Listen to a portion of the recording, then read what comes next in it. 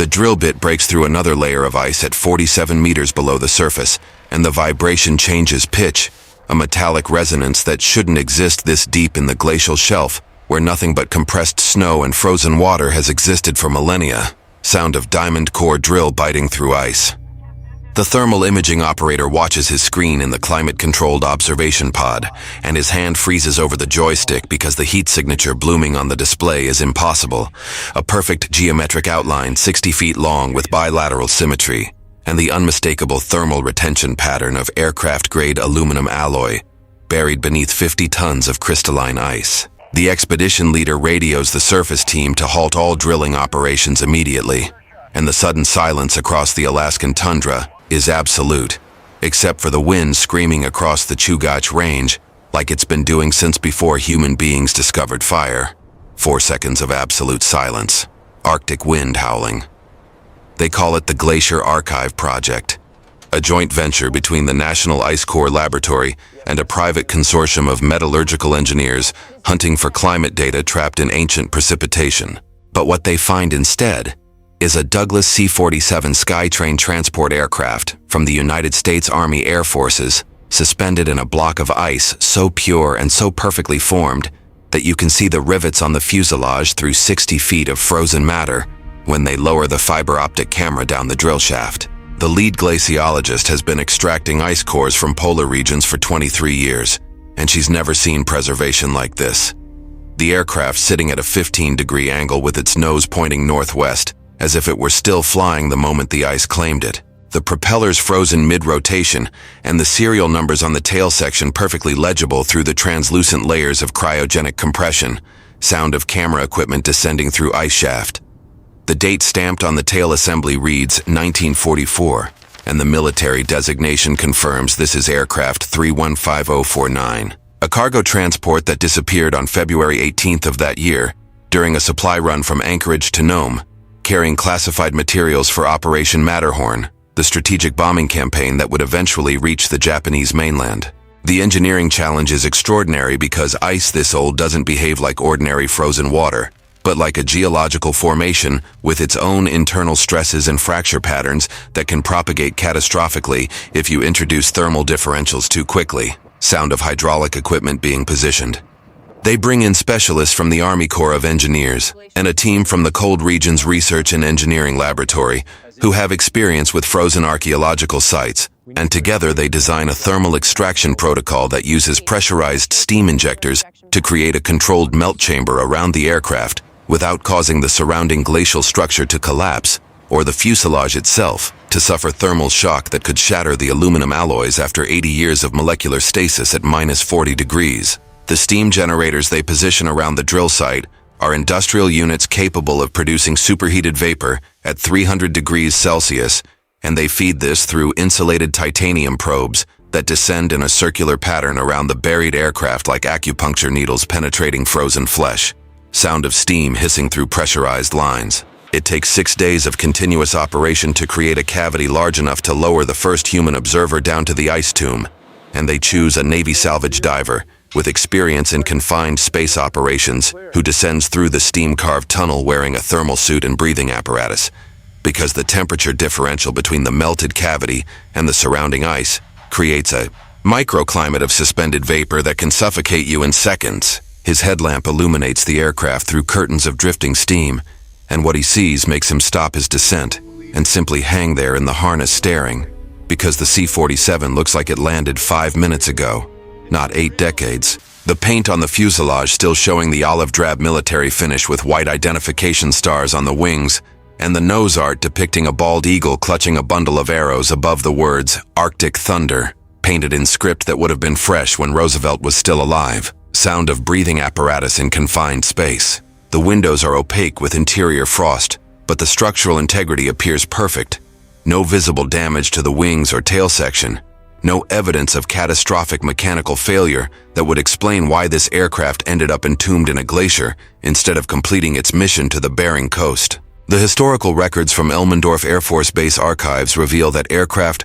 315049 departed Anchorage on the morning of February 18, 1944, with a crew of 4 and a cargo manifest that lists only classified materials for forward deployment. But the weight specifications indicate 3,200 pounds of secured freight, which matches exactly the mass of gold bullion that would have been transported to fund covert operations in the Aleutian Islands, where American forces were still securing positions after driving out Japanese occupiers from Attu and Kiska. The flight plan called for a direct route across the Alaska Range, with an estimated flight time of 3 hours, but the aircraft never arrived at its destination, and the search operations conducted over the following weeks found nothing. No wreckage, no debris field, no emergency beacon transmissions, just the infinite white expanse of the Alaskan wilderness, swallowing another aircraft like it had swallowed so many others during the war, when planes were expendable, and the weather killed more airmen than enemy action ever did. What the investigators in 1944 couldn't have known is that a freak meteorological event occurred that morning, a collision between Arctic air masses and warm Pacific moisture that created a localized blizzard of such intensity that it deposited 6 feet of snow in under 2 hours, and the C-47 flying through this maelstrom at 8,000 feet encountered icing conditions so severe that the wings accumulated crystalline formations faster than the de-icing boots could shed them, and the aircraft lost altitude in a controlled descent that ended not in a crash but in a belly landing on a glacier that was already buried under the accumulating storm. Sound of propeller engines straining against ice buildup. The pilot must have put the aircraft down with extraordinary skill, because the fuselage shows no signs of impact damage, no crumpled nose section or sheared landing gear, just a clean touchdown on the glacier surface that allowed the crew to potentially survive the landing, only to face the infinitely worse fate of being buried alive as the storm continued to rage and deposit layer after layer of snow that compressed into ice over the hours and days and years that followed. The thermal extraction operation continues around the clock, with shifts of engineers monitoring the steam injection rates and the glacial response, because if the ice fractures along the wrong stress plane, the entire operation could collapse and bury the aircraft again under thousands of tons of falling ice. But the glacier holds, and the cavity expands, and by the 10th day they have created a chamber large enough to bring in portable lighting rigs and ground-penetrating radar equipment that maps the interior of the aircraft through the fuselage walls, sound of radar pulse echoing through ice. The radar returns show 4 distinct objects in the crew compartment, consistent with human remains still seated at their stations, and in the cargo bay the imaging reveals rectangular shapes stacked in military precision that generate the metallic reflection signature consistent with dense precious metals secured in standard Army transportation crates. They bring in a team from the Alaska State Medical Examiner's Office and a representative from the Defense WWII accounting agency, because this is now a recovery operation for American servicemen lost in the line of duty, and the protocols are strict about maintaining the dignity of the remains and documenting everything for the families who have been waiting 80 years for closure about. Fathers and grandfathers who never came home from the war. The decision is made to extract the entire aircraft intact, rather than opening it in place, and they engineer a thermal cutting operation that uses industrial laser arrays to separate a cylindrical section of glacier around the C-47, essentially creating a plug of ice 60 feet in diameter and 40 feet tall, with the aircraft suspended in its center like an insect preserved in amber. The laser cutting takes another week because the beam intensity has to be calibrated to sublimate the ice without creating thermal stresses that could crack the formation, and they work in spiral patterns from the surface downward, while simultaneously using cryogenic pumps to keep the surrounding glacier stable at temperature. Sound of laser cutters vaporizing ice with high-pitched hum. The smell of superheated water vapor fills the excavation site and creates a permanent fog bank that hovers over the operation like a ghost made of steam and frozen breath. When the cutting is complete, they have a cylindrical column of ice containing the aircraft, and they use a crane system mounted on tracked vehicles to lift this 800-ton artifact out of the glacier and onto a reinforced transport platform that will carry it to a climate-controlled facility built specifically for this operation 30 miles south, where the ice can be preserved indefinitely, and the extraction can proceed under laboratory conditions. The transport operation is an engineering marvel in itself, because moving this mass across tundra that turns to mud in the summer requires a convoy of vehicles running on independent suspension systems that distribute the weight across tank treads 8 feet wide, and the journey takes 4 days at walking speed with engineers constantly monitoring the ice column for any signs of fracture or Thermal destabilization, sound of heavy machinery grinding across permafrost. When they finally maneuver the ice block into the research facility, the refrigeration systems drop the ambient temperature to -30 Celsius, and the work begins in earnest to access the interior of the aircraft without destroying the cryogenic preservation that has kept everything frozen in time since the Truman administration was just beginning. The lead archaeological conservator explains that they're essentially performing a microsurgical operation on history itself, because the ice has created a perfect anaerobic environment where nothing has degraded or decomposed, and if they introduce oxygen too quickly or allow temperatures to rise above freezing, the crew remains could deteriorate in hours rather than the centuries it would normally take. They decide to use precision thermal probes to create access points in the fuselage, essentially melting finger-sized holes through the aluminum skin that allow them to insert endoscopic cameras and atmospheric sampling equipment that can assess conditions inside the sealed aircraft before they commit to a full breach. The first camera insertion goes through the cockpit window, and the images that come back show the instrument panel covered in a thin film of ice crystals, but otherwise intact, the throttle levers still positioned for cruise power, and the control yoke centered as if the pilot's hands had just released it moments ago. The seats are occupied, but the camera operator doesn't linger on those images out of respect for what the families will eventually need to see and process in their own time. 4 seconds of absolute silence. Wind sound.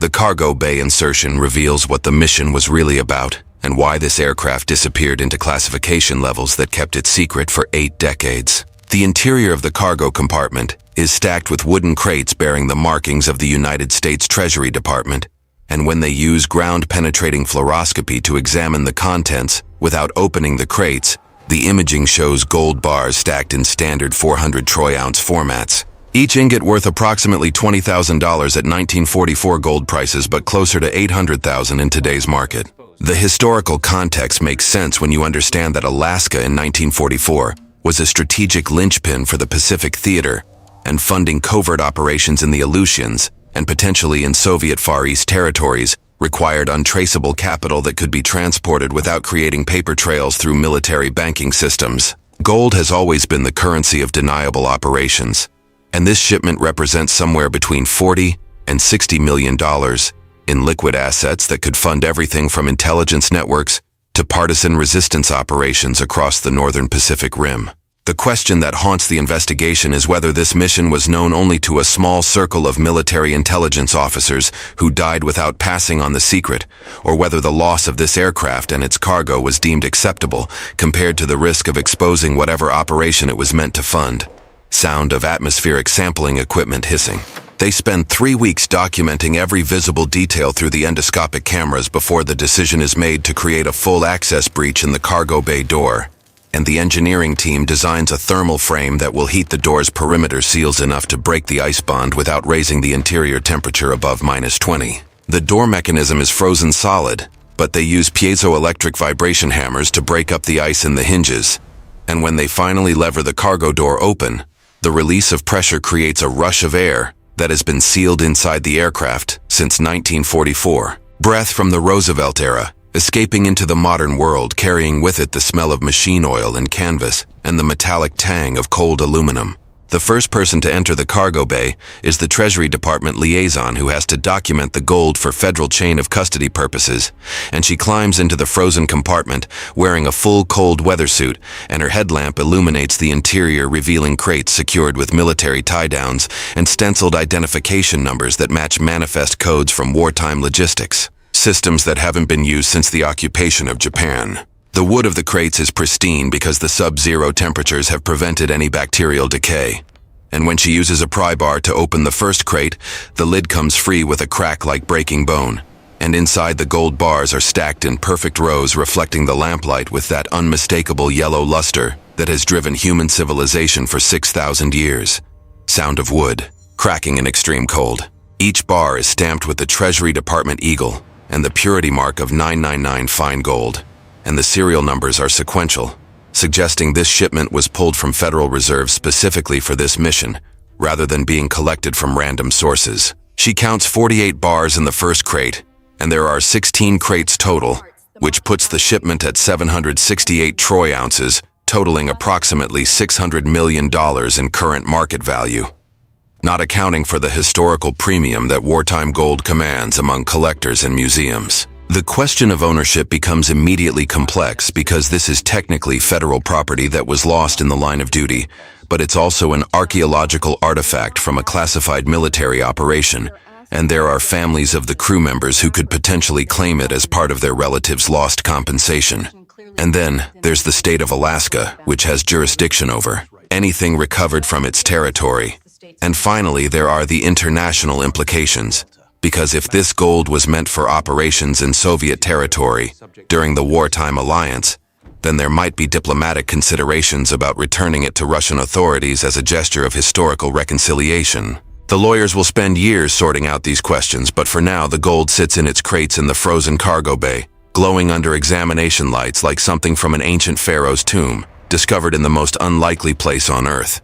4 seconds of absolute silence, Arctic wind howling. The decision to access the cockpit is made with extreme reluctance because everyone involved understands that opening that compartment means confronting the crew members who have been sitting at their stations for 80 years, waiting for someone to find them and bring them home. The Defense Department insists on full military honors for the recovery, and they bring in an honor guard from Joint Base Elmendorf-Richardson, who stand at attention outside the research facility, while the forensic team creates a thermal breach in the cockpit access door. The first person to enter is a mortuary affairs specialist with 3 decades of experience recovering remains from crash sites and conflict zones.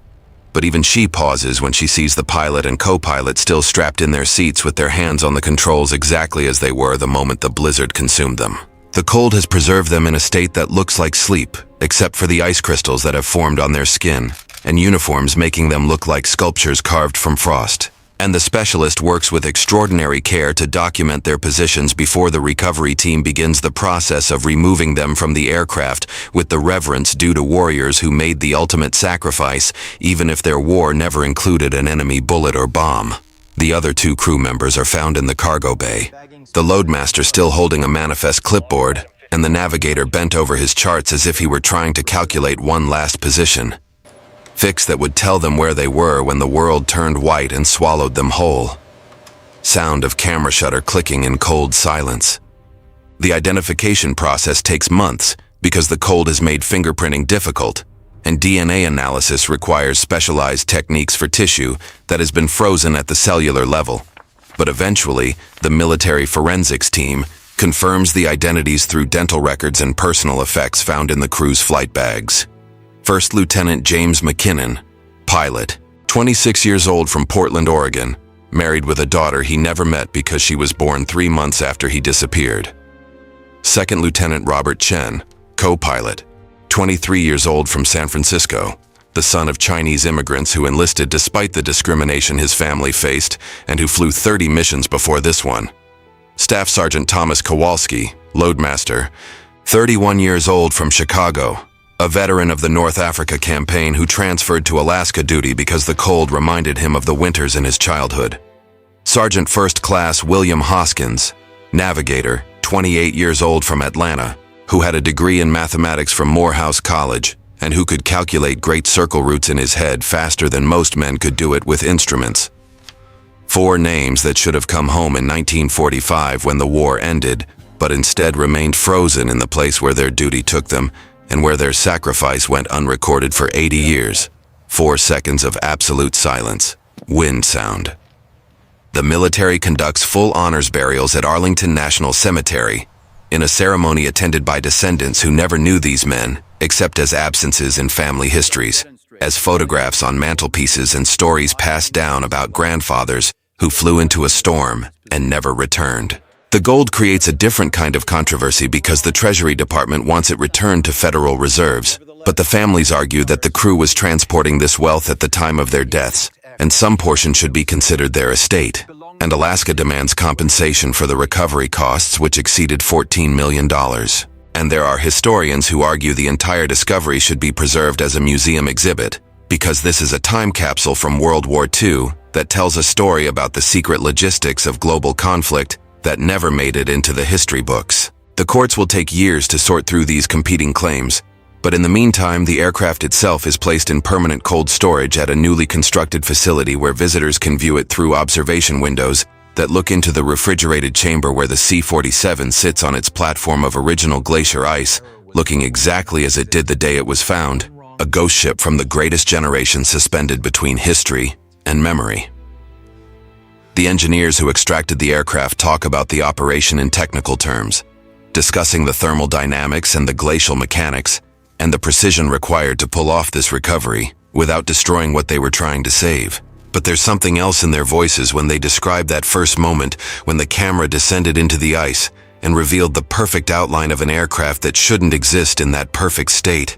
Something like awe, or maybe reverence, for the way nature had chosen to preserve this moment from history in a medium more permanent than any museum archive or digital record could ever be. The ice had taken these 4 men and their mission and held them in suspension through the entire second half of the 20th century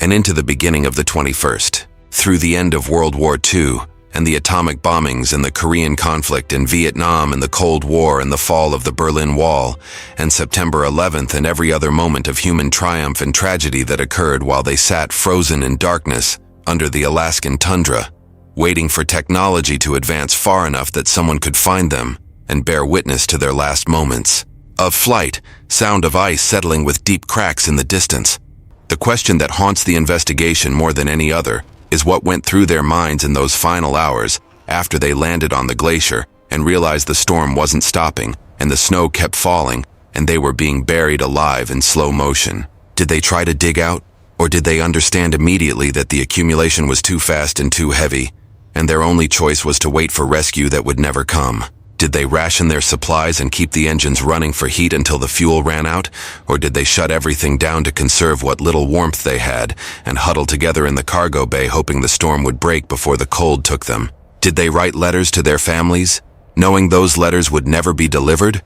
Or did they maintain military discipline until the very end, keeping their focus on their duty, even as the world outside turned to ice? The answers to these questions died with them. And the ice preserves their bodies but not their thoughts. And perhaps that's the deepest preservation of all, because it means their final moments remain private and unreachable, even as everything else about them has been exposed to the world. They went into the ice as living men with fears and hopes and plans for after the war, and they came out of it as history, transformed by time and cold into symbols of sacrifice and duty that mean different things to different people depending on what questions they bring to the story. 4 seconds of absolute silence. Wind sound. The Glacier Archive Project continues its work extracting climate data from ice cores across Alaska, but the researchers now approach their drilling operations with a different awareness, knowing that what's frozen beneath the surface isn't always just water and trapped air, but sometimes entire human stories preserved in 3-dimensional detail, waiting for the right moment and the right technology to bring them back into the light. The odds of finding another aircraft are astronomical, but the tundra holds other secrets from the war years when Alaska was the front line of the Pacific Theater, and thousands of servicemen moved through the territory on their way to combat zones or training exercises, and not all of them made it through the harsh environment that killed indiscriminately without regard for uniforms or allegiances. Every glacier is a potential archive, and every drilling operation is a gamble, that you might find something that changes the way we understand the past, or challenges us to reconsider what we think we know about the people who lived through those times and made choices we can barely imagine from our comfortable distance of 8 decades. The ice remembers everything and gives up its secrets slowly, one drill core at a time, one thermal extraction at a time, one perfectly preserved aircraft at a time, carrying men who flew into history and stayed there until someone cared enough to bring them home. Sound of Arctic wind fading into silence.